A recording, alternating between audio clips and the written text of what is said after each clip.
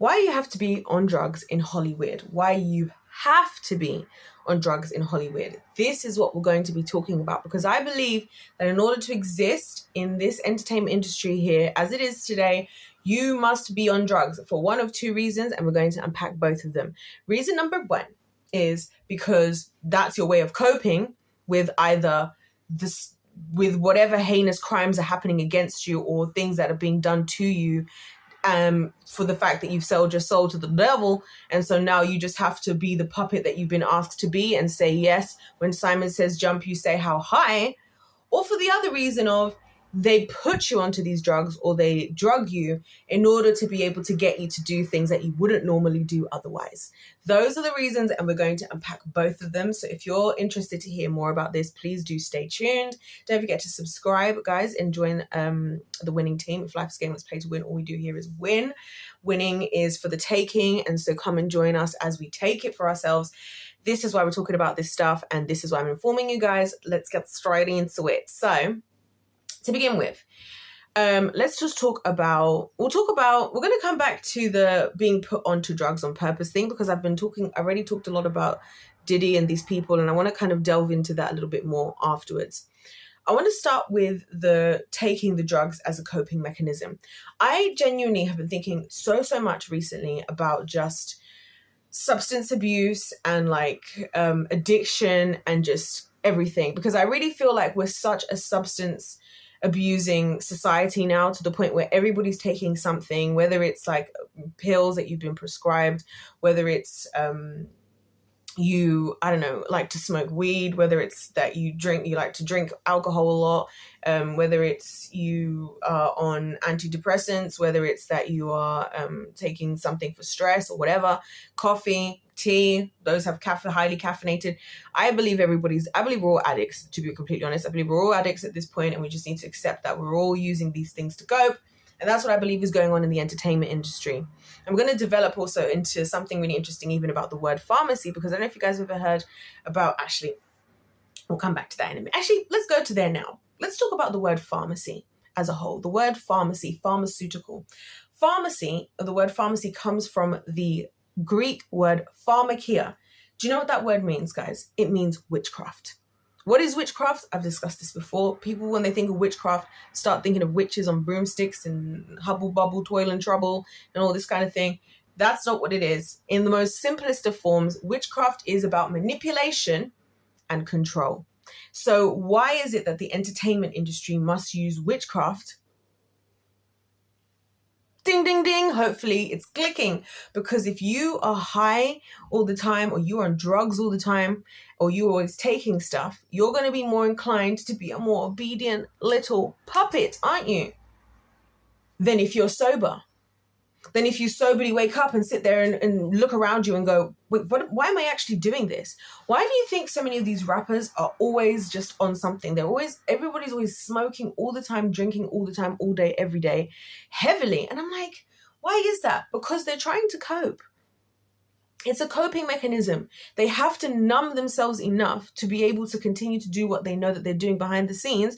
And I just find it interesting how us as a society don't look at this stuff and then go, and put two and two together. Again, maybe it's because I'm a mathematician, that I'm good at putting stuff together. I'm good at doing the math, as it were. How do we not see this stuff? Like, how are we not seeing it for ourselves, that the whole reason why they're doing it, because people are like, oh, they just get into drugs because it's just part of the lifestyle. But why is it part of the lifestyle? Because think about this for a second. If you can show up to do your job, because these people still show up to do their job, they do their performances, they do their whatevers, they do this, so they can still clearly show up to do their job. So it's clearly not the job. That's the issue. It's everything else about it. Being told to do what they're being told to do, being forced down this, that, and the other. And I mean, let's talk about the other thing as well that I mentioned in the beginning about the two reasons. A lot of them are just being drugged. They're being drugged, and it could be in one way or another. So, for example, on a less heinous sounding but equally as problematic, if you ask me, way, we talked about how, with Jessie Nelson, who left the Little Mix. She talked about how, when she used to be in pain, like sometimes, was it her or was it one of someone from Fifth Harmony? Anyway, how when they be on these tours and stuff, not feeling well, they don't get to take a day off or have a break. Not that we've asked them that they need to do 800 different dates back to back. But the industry does, because the industry knows that we are all going to, this is the thing, this is where we have to really realize how much power we have as people, because the industry knows that as soon as we get interested in someone, as soon as they're going to be gone. So the industry needs to make as much money off these people as quickly as possible. So that's why people like Jesse, I think it was Jesse, if I'm not mistaken. Anybody who knows on this channel, please confirm in the comments, because you guys know better than I do, the Jesse's fans. We're baddies, now angels. Yes, I'm in the loop. And they would be like injected with stuff so they can still get on stage. It's like, you don't get to not, like, I don't know what you thought you were doing here. Like, this is the industry saying, like, I don't know what you thought you were doing here. I don't know why you thought you were a person. You're our product now. You need to behave as the product that you are, right? Or in a more deeper and disgusting level, it's for the likes of these Diddies and stuff. Like, because I was saying this to some, I'm just going to keep talking about this a lot, guys, because we talk about selling your soul to the devil and people are comfortable with that phrase. But when if I start to say things like, I believe that Diddy is one of the devil's, like, you know, closest buddies or whatever type of thing, I'm not specifically saying that, or that the reason why he has to do these rituals is because that's how the kingdom of darkness operates. I don't know why that's such difficult information for people to receive, because obviously if we can acknowledge that there's a devil and people are selling their soul, well, how are we not unable to realize that in order to sell, when you sell your soul to the devil, there's no way that the things you're going to be doing is going to be good things behind the scenes? Do you see what I'm saying? Like, do we think people sell their soul to the devil to then behind the scenes be going and feeding the homeless, going and volunteering at a shelter for women who have children or something? Is that what we think they're doing behind closed doors if they've sold their soul to the devil? Because that's my point as well. Diddy and all these people, why are they drugging people allegedly? They have to drug these people for the very simple reason of what?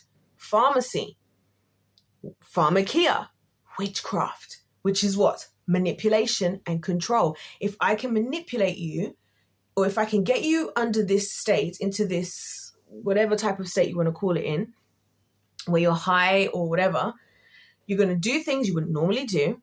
So I'm manipulating you. It's a manipulation tactic. It's the same as, and this is why, think about it, it is just as the same as we understand about witchcraft. What do witches do? They concoct spells that when they give your spell to that person, or you give them that potion, or they, like, you know, Snow White eats the apple or whatever happens, there is something that takes place that the person who ate or consumed or involved themselves with the thing, something will happen to them that they didn't know was going to happen to them. Therefore, they're being manipulated, right?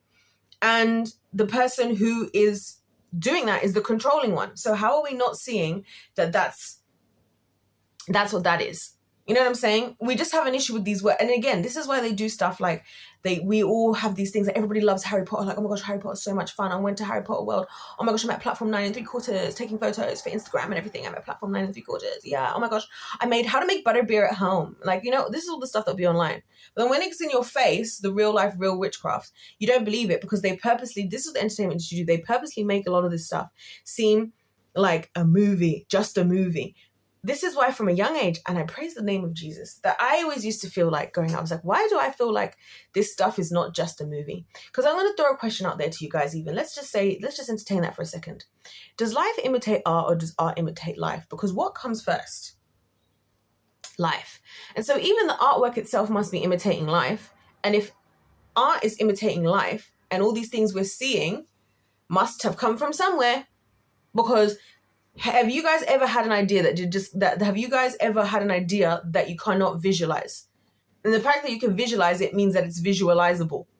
Am I making sense? I know some people are going to think, oh my gosh, she's going off the edge, but just follow with me where I'm going, because I'm trying to show you why when they're doing this stuff, there's a purpose, there's a reason, right? Even Cat Williams was saying that, like, the whole industry was built as a psychological weapon. I think he was saying that on Rogan, a psychological weapon. The celebrities themselves have been what's the word? Oh. He said, he was like, the number one job for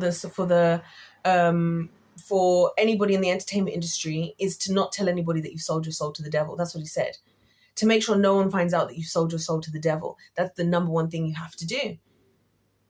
Can you imagine? That's your number one job, he said. Not even being the entertainer part. Why do you think? Because everything that's going to come with that is exactly what the devil actually cares about. So as long as we don't know that, we're not going to be able to see what the purpose of everything actually is. We're just going to be focused on what we can see, which is the entertainment, which we're not going to believe because it's being pushed to us in the idea of like, this isn't real. This is just artwork. This is just whatever to be enjoyed. And you know what the craziest part of it for me is music, TV, all these things. These are the things that get us in our most vulnerable state. Because if you sitting here watching my video is going to critique what I'm saying far greater than you will a movie you watch on Netflix, which automatically means that the movie that you watch on Netflix actually has more influence on you than I do, simply because you're going to have your guard down more with that. With this, I might say some things you don't like or whatever, and you're going to maybe put up more of a wall or boundaries, or maybe think twice about what I said, or think 3 times about what I said, or maybe click off the video because you don't like what I said. But if it's a Netflix movie, you don't really like it, you might just sit through it and just let it go by and just let it whatever. But then it's going to influence the way that you're thinking. You know what just occurred to me? And I can't believe I'm even thinking to go with this example, right? But here we are, and let's run with it because I'm about to prove my point. Game of Thrones, right? So I watched Game of Thrones. I regret it, by the way. I absolutely regret it, and it was not worth finishing nor watching. But so many people watch Game of Thrones, and you know what? I've realized as a world, I'm going to call it out, right? I've noticed that people have become significantly more comfortable with the concept of incest. I didn't expect to come here, but here we are, right? Because I feel like how people felt about this maybe 10 years ago is not as serious as people feel about it now, to the point that people even make more jokes and things about stuff like that. And it's just a bit, the lines again are blurring. So then I'm wondering, if I was to sit here and make a video talking about that as a topic and saying, yes, guys, let's all engage in that, it would be a problem, wouldn't it? But at the same time, how many people sat there through all of Game of Thrones? Including me. And in fact, that was the thing that offended me about the show the most. I'm not going to lie to you. Of all of the things that happened, of which there was many heinous things that happened, that was actually probably the one that probably one of the things that bothered me the most and made me feel the most uncomfortable watching the show. I still watched it. Like the fool that I am, like the rest of us. And I will never be doing that again. After I finished that, I was like, I am never again sitting through something. Like, I'm never doing this again. And there's so many different little things that the entertainment industry puts in our face. Like, why do you have to do that though? Like, what was the purpose of doing that? It's to plant these seeds in our minds, right? And again, even the substance abuse. Sometimes I think, why is it like, you know, like when you watch something, it's like, why is the language so extreme for no reason? Why is everybody always drinking? Why is everybody always smoking? Why is everybody always taking pills? Why are they always glamorizing this stuff? Because it puts it in your head. And I always use the cheeseburger example, right? I always say this on the video, and if anybody ever actually feels like they want to have a cheeseburger because I mention it in the video, please tell me, because then you can prove my point. But I was saying before that, like, when something is put in front of you, this is the witchcraft at work again, by the way, you're more inclined to want something when it's in front of you than if it wasn't there. I'm going to give you guys an easier example than even the cheeseburger argument. Me just saying cheeseburger, by the way, is what I'm saying. The more times I say cheeseburger, the more time you're going to be thinking about cheeseburger. And if I start to talk about the perfect cheeseburger, like, would you prefer a sesame bun, a brioche bun, a sesame brioche bun? What type of cheese do you want on that cheeseburger? Do you like one with a thick patty, or would you like a thin patty? Would you like, you see what I'm saying? And if I start to talk about it, eventually someone's going to be like, if there was like 100 people that watch the video, chances are at least one person is going to think about actually having a cheeseburger just because I mentioned it. The same thing goes for if you're in a work office, right? And you always hear people complaining about this stuff. It's a classic work office issue where you're trying to eat well, but every morning there's fresh pastries and donuts in the office, isn't it, right? Would you have been as tempted? Would you even have thought maybe of having a donut that morning if that donut wasn't there? Or would you have just made your coffee, gone to your desk, gone straight to what you had to do?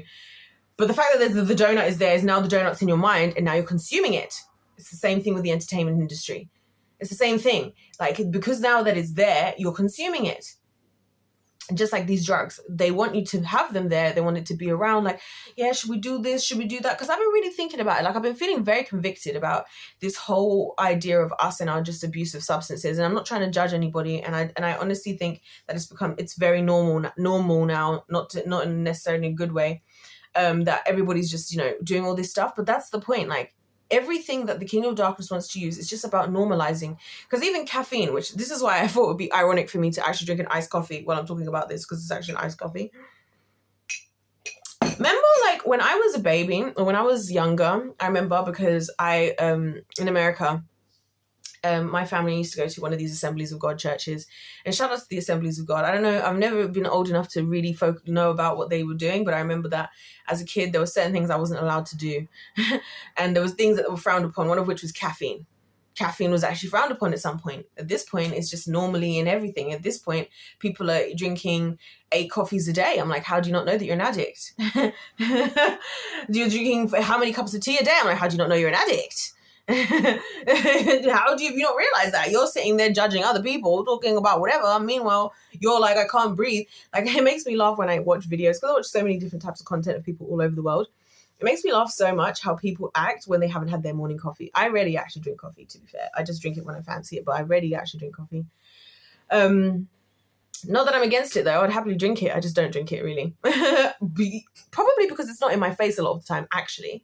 But anyway, people will wake up and they'll be like, don't speak to me until I've had my coffee.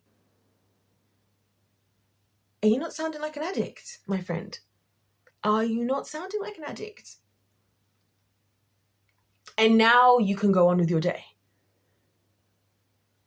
Or you're angry because whatever, or people are driving, like, because I'll see these pictures, these videos. There'll be girls like, there'll be women, and they'll be like, so after, it was the middle of the day, and I drove to Starbucks to get a coffee. I'm like, I'm like, wait, you got into your car, right? And a lot of these people in America, and I know that you're not just going around the corner. Like, here in the UK, I could walk for 10 minutes and get to buy a coffee. Actually, Starbucks, the closest Starbucks to me, I could probably get there in less than 15 minutes walk, right? You're driving your car to somewhere that I'm sure isn't very close, because this is America and you have to drive everywhere, like, at least a decent amount of time, just to get a coffee. Excuse me? And then we want to sit on our high horse when we see people in the entertainment industry struggling, and we want to be like, oh my gosh, I can't believe these addicts. Just because your addiction is a little bit more societally acceptable, don't think you get to sit on your high horse of self-righteousness. And I'm not saying this to make anybody feel bad, by the way. I'm actually just saying this because I always say to you guys, I don't see myself above anybody else. I don't care if you think that, but whatever I might think about myself, I don't care if anybody thinks of me in high esteem, or I'm better than this or that or whatever. Facts of the matter are, we're all involved in these things, and our day-to-day habits are also representative of what I'm saying about these things, like in the entertainment industry. Why is everybody high? Because everybody needs to be high to cope. Either for coping, like the whole, I need my coffee, otherwise I'm not going to be the right person today, probably because there's underlying things and things stressing you out. Because I truly believe if we were all as happy with the love, joy, peace, patience, kindness, goodness, and everything that the Lord wanted us to have, we wouldn't need a lot of these things to help us get through the day. In the same way that's what's happening in the industry. That's what I'm saying. Or on the other hand, we now have this other whole new thing. Like, I think about this all the time, like how now, you know how we've got all of these businesses now where you can get those like little things you can put on top of your cup when you're like out at events. And actually, was this at an event I was at the other day? Yes, I actually saw this happening when I was out at this restaurant the other night. And you know, these new things, these new like drink covers, so that like while you have your drink, you can like have it covered so that no one can accidentally drop something in there. Why is somebody dropping something in there? So they can get you in out of the state of where you're at to go and take advantage of you. And it even happens to both men and women. It's the same stuff that these entertainment industry people are doing. The Diddies, the Tinys and what's Tiny and T.I. Heard to have been doing this stuff, purposefully drugging people. This Rodney guy who's got the suit with like 5 different things against Diddy at the moment was talking about that. I was talking in that suit, is talking about how, you know, he's saying there are people who are designated to put these concoctions together. Let's call them potions because that's what it is. Isn't it funny how changing the language changes the connotation insanely? And this is why I have an issue with the English language, by the way, because I feel like it's one of the best languages for manipulation. Just like how we don't say murder. Oh my gosh, this is a perfect example of what I'm talking about. Somebody was talking about abortion, and this girl had had twins that she aborted, and someone was like, that's a double homicide. See how we pick and choose. You might not like that I use that term because double homicide has a connotation that we don't like, that abortion or termination of pregnancy doesn't have. Right? That's my point. That's what I'm trying to say. So when they're concocting these potions, they purposely mix all these things together in order to get you into a worse state, in order for you to then to get into these humiliation rituals or to be able to take advantage of you and that to be used against you later on so that they can continue to do their heinous things and continue to gatekeep because you're never going to speak against them and become a whistleblower because they got all this stuff because they had you on a potion. It's the same way like if you go out drinking alcohol and stuff, and everybody knows that when you mix together too many different drinks, it's not a good idea. It's not a good idea, is it? No, it isn't, because then the chances are going to be worse because you mixed all these different things. And so again, that's a tactic that some people use is, oh, let's try and see if we can get you drunk, right? That's how it happens to a lot of us as women. Let's be honest. That's why we have to be smart about all these types of things, because why? Somebody's going to come and get you drunk so they can take advantage of you. What do we call that? Manipulation. What's manipulation? Another word for witchcraft. Am I making sense now? So I just thought I would mention this because I do believe that in the entertainment industry, like drugs, being high on something or taking something, some kind of substance, is like it's something that is, what's the word? Inevitable. It's inevitable. Just like it is in this world, just like the more and more time goes on, the more and more things are becoming legalized. Why? Because the world is going downhill.